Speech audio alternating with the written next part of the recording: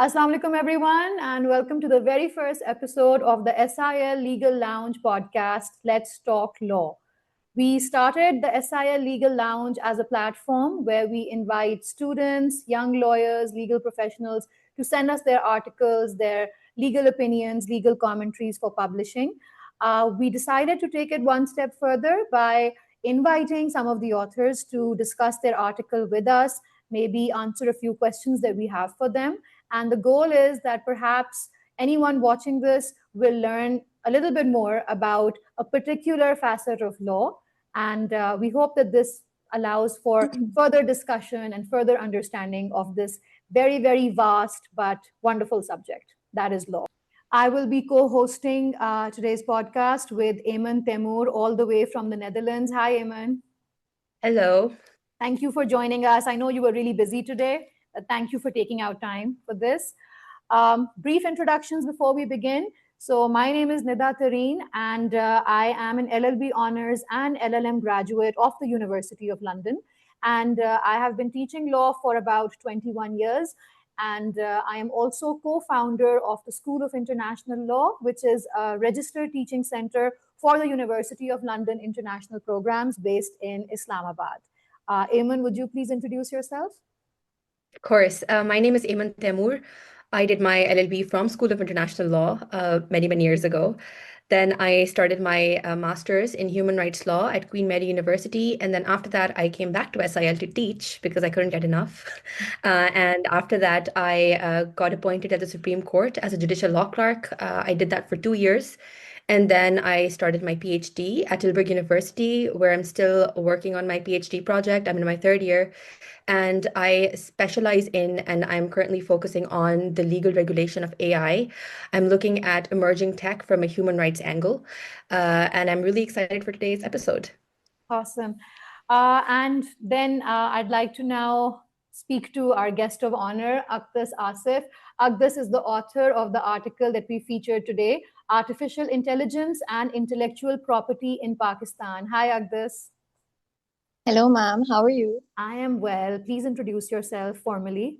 Well, yes. My name is Akdas Asif, and I also did my LLB honors from School of International Law. And I am currently a legal professional with a major focus on real estate and intellectual property. I'm working at this firm called Spencer West LLP, and it's based in the UK. And we provide full services globally. And I also happen to be a lecturer at School of International Law. Wonderful. So we have educators and lawyers on our panel today. Great to know. All right. So Akdas, starting off with the very first line in your article, which actually just immediately grabs your attention. You say that machines are becoming artists, poets, inventors, and more, whereas the law is still struggling to operate its fax machine. Why did you choose these words? Well, yes. I mean, if you look at it, machines have evolved from, say, obeying commands to actually creating culture and a lot of things. Whereas our IP framework is still stuck in the past, where it does not even recognize that AI can be a part of these creations, can in a way create all of that. We are very much stuck in the past. And using fax machine was more so like a symbol of pointing out how outdated our law is. All right. I know Eamon definitely had some questions when she read the article, right, Eamon? Absolutely. And I think I'll start with the first one now. So when you say AI and intellectual property, obviously AI-powered technologies are quite, there are too many of them, and they all work differently, and they all impact different kinds of rights, and they all attract different kinds of laws. So when it comes to IP, I think one of the biggest things that we've seen recently is people using large language models to produce work that may have been a copy of another artist, for example, a Van Gogh styled portrait of oneself, or like the Studio Ghibli trend that took over quite recently.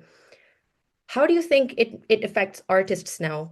Because I really feel like the things have changed so much that they no longer can feel safe, producing their work, knowing that it's going to be part of the general repository of information, and that people will be able to use their style to produce work to their own liking.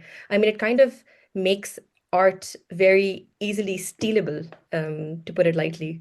This is where things get a lot worse. For example, like particularly in Pakistan, if you're an artist or a musician or an innovator using AI tools, you're basically stepping into legal quicksand because the tech may be cutting edge, but the legal frame we're working under, not so much. For example, say you're an artist or a musician and you use AI to co-create. You feed prompts into the AI model, maybe for album art or a beat or a lyric concept. Your legal ownership over that output might be dim. The law doesn't clearly say whether you, as the user, own the rights to that AI generated work and like without that clarity, enforcing your rights, it sort of becomes a legal headache, especially if someone copies your work or uses it commercially. So now imagine you've used an AI model that's trained on, thousands of images or songs. It could perhaps in a way also open up to third-party infringement claims, even if you had no idea what was in the model's training data and everything. As for my clarification, if I use AI to produce, I don't know, to write a piece of poetry, for instance, are you saying that I am not the owner of that particular poem? That's basically one of the biggest problems with AI created things, ownership and authorship. The law doesn't recognize non-human creators in Pakistan, which means if an AI generates, like you said, a song, a painting, or anything, even a legal brief, there is no clear owner because who gets the rights? The programmer, the user, the AI's owner. So There's no wouldn't proper Ankit, legal answer. I'm so sorry, wouldn't it be easier to just assume that the owner is the person who is giving the prompts? Then again, for example, what if the prompt says, make a song like Nusrat Fateh Ali Khan, make a composition like Nusrat Fateh Ali Khan, or make a design like Banto? Is it really yours? Is it really the users? Is it really the AI? Or is it really the original person who is being copied? So it's just really confusing. It's an academic conversation about this as well, where we say that, okay, for example, there's a pen. You can use that pen to draw something, but is that drawing yours or is it because the pen drew it? So there is a very reductionist argument to be made over here, which says that, the AI is just a tool. It's nothing more. It doesn't have personhood. It does not have actual consciousness. So how are you attributing this to AI, like this intellectual exercise to AI? So, I mean, there again, like I don't agree with this argument entirely, but this also exists where it's being made out that, AI is just a means to an end. Like it's not necessarily, it doesn't really play a role, but that is inaccurate because the AI can actually produce a lot of the content and something that the human being might not have if they were not relying on an AI. So I don't know, like there again, like I said, basically the argument that educators have with their students, that you cannot use AI for your assignments, you cannot use AI for any of your class presentations. So I think the students would really rely on that argument that, well, we are the ones giving the prompts at the end of the day, so we are the authors of this particular paper or whatever it is that is being written. But obviously, a lot of that is coming out of somebody else's work. And like you said, there are no clear demarcations as to who owns that work. So the law it doesn't exactly know how to deal with this kind of collaboration, when AI is involved. And then there's also, when we talk about creators, like musicians, when we talk about innovators, anyone, there's also licensing and then monetization. For example, if you go to patent something you created, you'll hit a brick wall because they might ask you if it's entirely your creation, if it includes any AI input and such. They might not consider that because it's just not in their dictionary anywhere. So, and especially when it comes to licensing and then monetization, if you're trying to, secure funding, or if you're trying to sell your work, but you can't even prove that you own it 100%. You're basically pitching with like a legal blindfold on. So no smart investor or a buyer or even producers, they might not want to touch a product or a composition that comes with potential legal baggage. Yeah. So I personally believe that creators are innovating with like one hand tied behind their back. You mentioned Pakistan's, problems with AI, with AI legislation in general. But Eamon, could you elaborate a little bit more on what's happening worldwide? What are the laws on AI anywhere else? So in the EU, we have the EU AI Act, and it isn't fully enforced yet. It's getting enforced in parts. And there was also like recently a move towards stopping it or freezing its effects. because again, we have all these issues where definitionally things are quite hard. And also in terms of when we look at the industry, a lot of industries do not want very strict regulation. When it comes to IP, we're having the same problems. It's very difficult to regulate. On top of that, artists, and especially when it comes to people producing music or actual art, they're feeling quite unprotected at the moment. But one of the biggest things is that you cannot trace exactly where a certain piece of output has come from when you're dealing with a large language model like ChatGPT. You don't know what data set it's come out of, or like exactly specifically what part of that data set has been used, which two artist styles have been merged, what song has been copied, or what poetry, what words have been used from which poem. So you can't really do that. So you can't even prove causation. So if you want to bring a case under civil law, you can't even do that.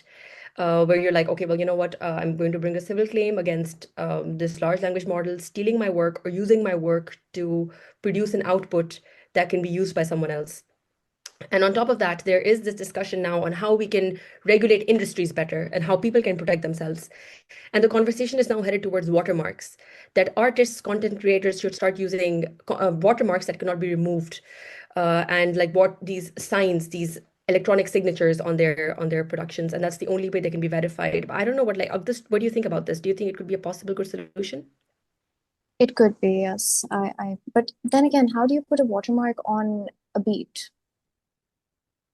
Things that, for example, that are intangible and that are not exactly put out in a way that can be seen. For example, if it's just a song, simply, you And get me? If it's just a song on SoundCloud or Spotify, how do you put a watermark on it? also like a philosophical conversation. A lot of art Yeah, is inspired from other art. So where do you draw the line? Is it an yeah, inspiration or is it copying or like forging? Where do you draw those exactly. strict lines? Because all of these things attract different sort of legal responses. Forging or copying has a very strong legislative response. However, inspiration does not. And for example, a lot of artists, they copy other artist styles, or they might even copy other musical patterns that, for example, You have Beethoven this has. issue with designers. They're always copying each other's lines, and the argument which they have is that it's inspiration. So if somebody has a floral pattern, what do? Do you copyright floral patterns? Do you copyright flowers? You can't do that. So Yeah. And also, like, I feel like with copies, also in other areas, like you mentioned, clothing or when it comes to fashion, there are a lot of knockoffs and knockoff markets that thrive on original design. So how do you regulate a black market around IP if one is to develop? So th this is really not very easy. And also, how do you create a global standard? Because countries have different approaches towards this. Some of them do not have a lot of intellectual property discussions or proper developed jurisprudence that they can use or rely on. Pakistan, for example, this is definitely not on our set of legislative priorities. So how do we bring everyone on the same level and have this conversation? I Yes. just feel, I mean, after listening to both of you, Pakistan shouldn't really feel bad. I mean, because it seems like it's a global problem. Like you mentioned, European countries haven't come to any sort of consensus and they're still grappling at straws.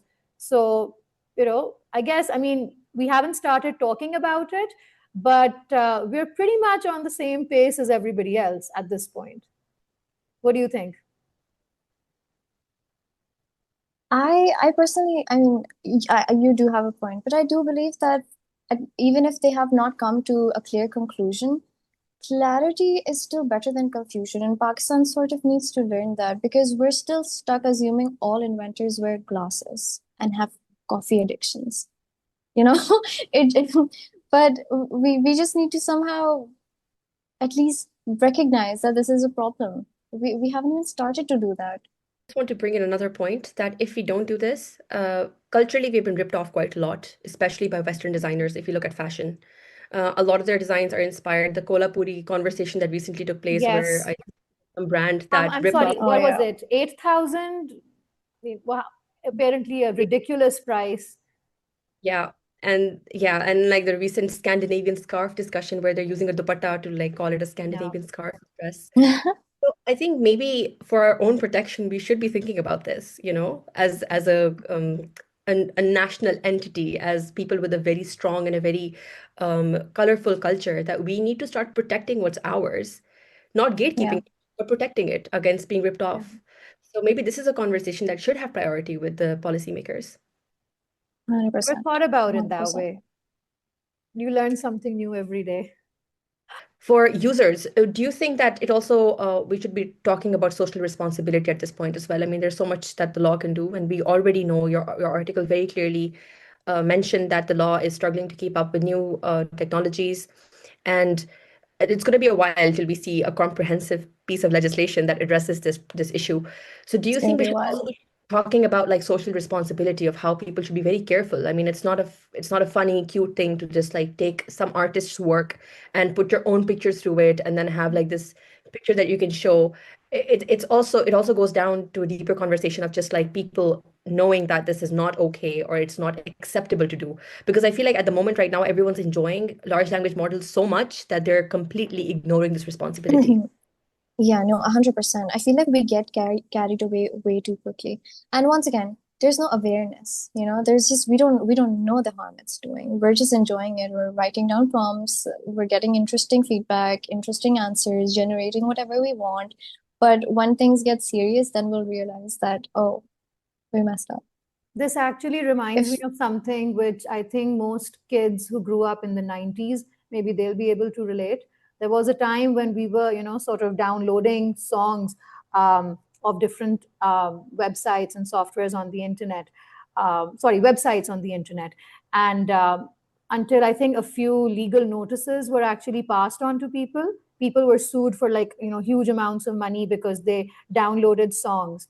And I think uske baad, then people started becoming a little more hesitant about it, and then you had all these laws about piracy and so on. So you need to, I mean, I've generally seen that people actually don't really care unless and until things actually start happening, like they actually see that there are, they'll have to pay for it. There's something known as accountability. So I think we have a similar pattern happening right now here for AI as well.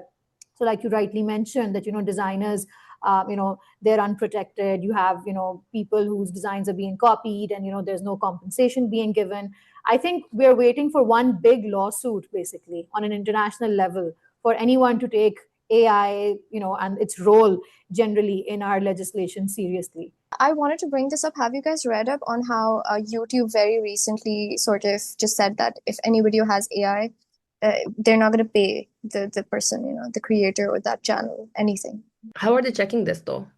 Because verify Hmm. करने कुछ तो होगा ना कोई फिर how is it? Because a lot of the times Adobe uses AI, like there is an AI Yeah. feature in there, or like even like other Photoshop has an AI feature. So how are they iMovie, that thing also has AI features.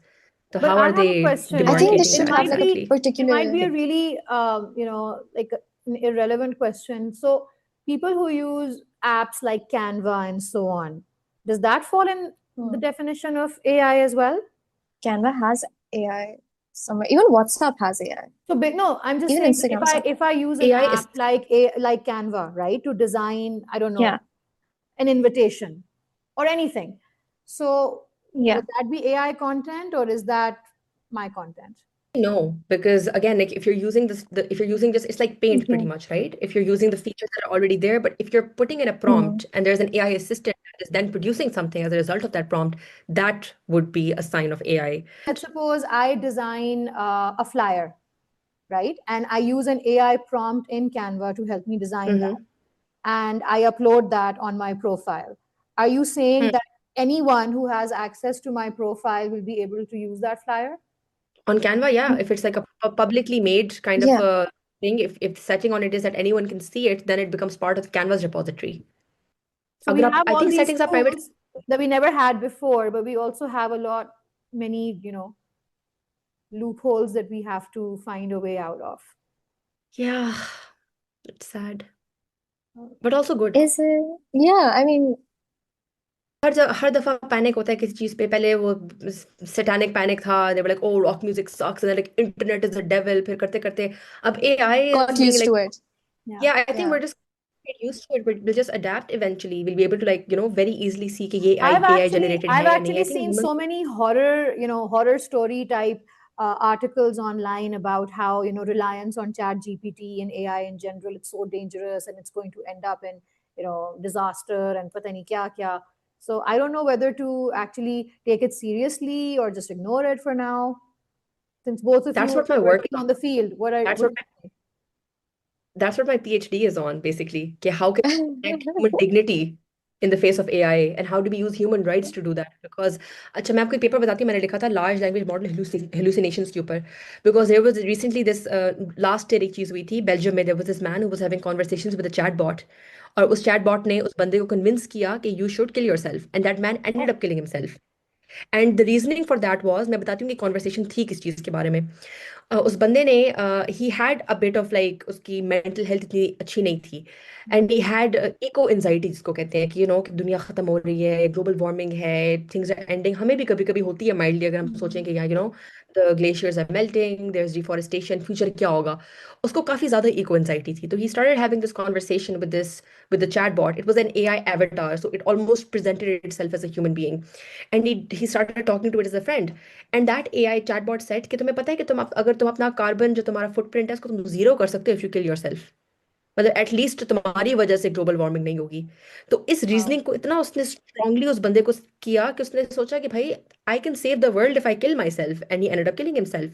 And his wife ended up saying this was not a suicide, it was a murder. So it's like a murder by a chatbot pretty much, and that was the headline of a lot of papers. और So मैंने फिर who's paper लिखा large. responsible? Who's responsible? The creator of that model? I would say yes, because I feel like वो यही है ना कि creator भी अपनी रिस्पॉन्सिबिलिटी को शर्क ऑफ कर सकता है बाय सेइंग कि I can not control the exact output, because deep learning में यू कांट ट्रेस कि कौन से डेटा सेट से Yeah. ये वाली चीज सीखी है. और आपने तो प्रॉम्प्ट एआई क्या दिया है आगे से? prompt hacking भी एक चीज होती है where people end up like using ChatGPT to produce outputs that it's trained not to produce. So that does put the responsibility on the human being a little bit, but that's the thing, the designer has to ensure कि इस तरह के outputs ना हो, illegal बातें ना करे chatbot. जो भी market में available है, open access, you can download it. बच्चे भी होते हैं. There was a child who I think ended up also killing himself in the US. He developed this very romantic relationship with this avatar chatbot. I read Talk about regularly. that, yeah. So Yeah. yeah, I there read, is in a paper. fact, I just read just today, I was reading that there was a man and he lost his job. And he basically, told the AI model about that.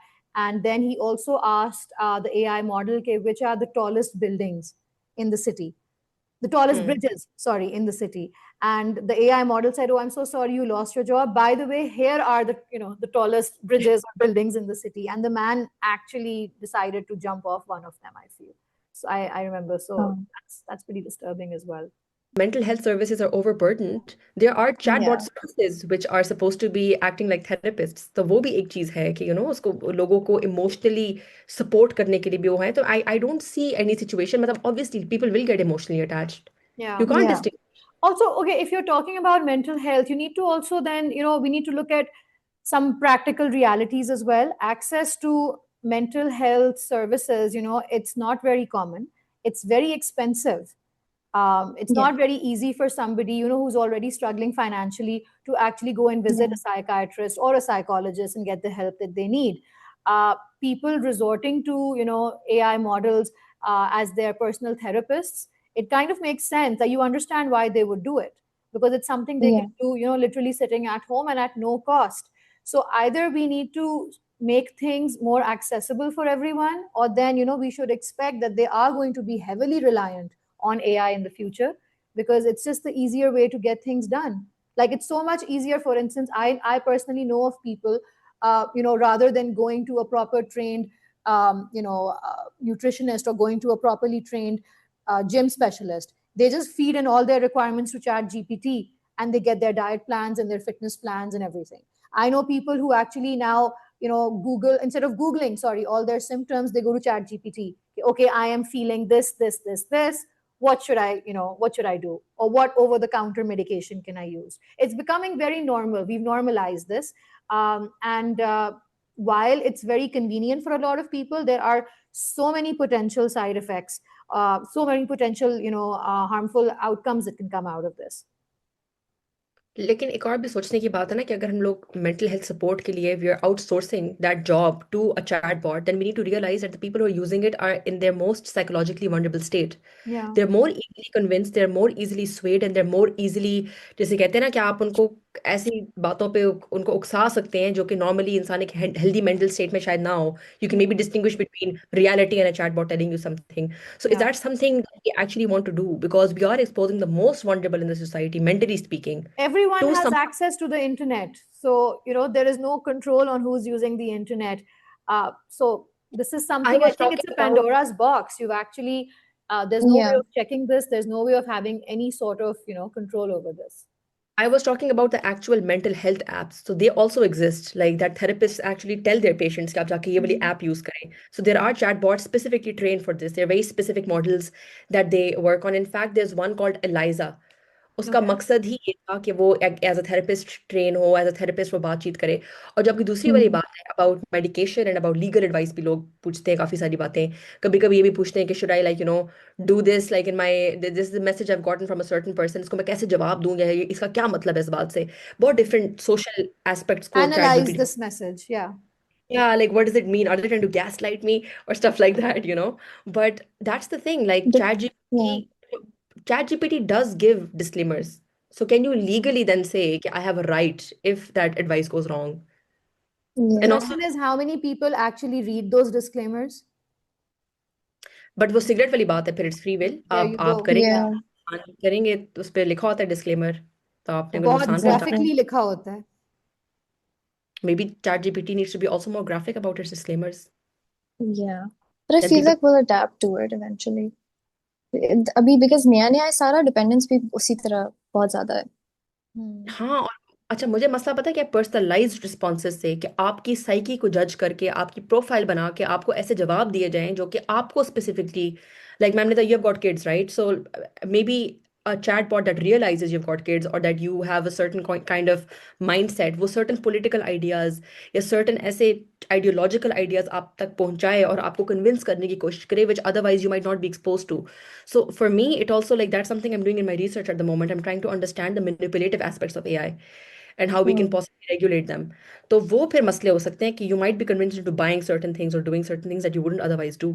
Like, You become like, information is power. So the more information you provide these models, the more power they have over you Yeah. they're at always the going end to of the have more day. information So than you you have. need to also be very aware of what all you are allowing them access to, how much information you're giving them about yourself. मुझे लग रहा है जो अपने logged out version से chat GPT use करती हैं, you might be on to something. The best way to use it. Stay But can you logged also out. not? Yeah, but like when you clear the data, like from your, it does give you the option where it runs out of storage, so it's like clear some data. So when you clear certain data, Is it really can't you just clearing do that that? data? We don't know. Yeah. हमारा data protection 2020 से फंसा I've हुआ seen है. enough Black Mirror episodes. Yeah. Yeah. I still haven't started, by the way. Oh, you should. It will terrify you in the best way Yeah, it possible. will Thank terrify you. you. Yeah. Well, I think this was all the time we have for today. It was pretty, it was an eye-opening discussion. A lot of things that I personally didn't know about artificial intelligence, I got to know today. I hope that people who are watching learned something as well. And inshallah, Eamon, I will see you soon for our next session where you will have to co-host with me again. Agdas, thank you so much for being here today. Thank you for having me. All right, guys. See you soon, inshallah. Allah Hafiz. दोबारा एक और करें वैसे, एक और cut. One more take. Yeah, One one more more take? take of the. Yeah. 3, 2, 1. Assalamu alaikum, everyone. I actually started. Start. All right.